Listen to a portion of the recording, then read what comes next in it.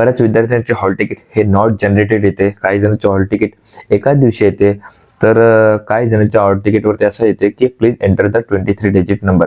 तर हा व्हिडिओ या तिघांसाठी असणार आहे. आणि असं जर तुमच्या मित्रांना सुद्धा प्रॉब्लेम येत असेल तर तो व्हिडिओ आपल्या मित्रांना सुद्धा शेअर करा. तर मी अजिंक्य भरते नेहमी खऱ्या आणि स्पष्ट गोष्टी आपल्याला चॅनलला टाकत राहतो, त्यामुळे अशाच टिप्ससाठी आपल्या चॅनलला फॉलो करून ठेवा.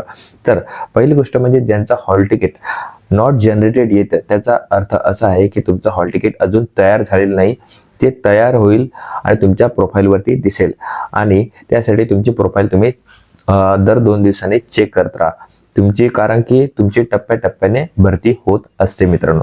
तर दुसरा प्रॉब्लेम आहे please enter the 23 digit number. याचा अर्थ असा आहे की तुम्ही तुमचा योग्य तो नंबर टाकलेला नाही, तुमची बर्थडेट योग्य टाकलेली नाही. ते योग्य प्रकारे टाका. पहिला अर्ज क्रमांक टाका आणि त्यानंतर तुमचे बर्थडेट टाका. तुमचं हॉल तिकीट दिसू शकते मित्रांनो. तिसरी गोष्ट म्हणजे बऱ्याच विद्यार्थ्यांचं हॉल तिकीट म्हणजे आज इथे परीक्षा आहे, उद्या तिथे परीक्षा आहे, तुम्हाला लांबचा प्रवास एकदम जमणार नाही, किंवा दोन्ही ठिकाणी एकाच दिवशी तुमचं ग्राउंड आलेलं आहे मित्रांनो. तर तुम्ही घाबरून जाऊ नका. तुम्ही पहिल्या कोणत्याही एका ठिकाणी जा, ज्या ठिकाणी तुम्हाला लवकर ग्राउंड आलेलं आहे त्या ठिकाणी जा. तिथून तुम्ही लेखी लिहून घ्या आणि तो आदेश तुमच्या संबंधित घटकांना दुसऱ्या ठिकाणी दाखवा, आणि तुम्हाला त्या ठिकाणी तुम्हाला मुभा मिळू शकते मित्रांनो.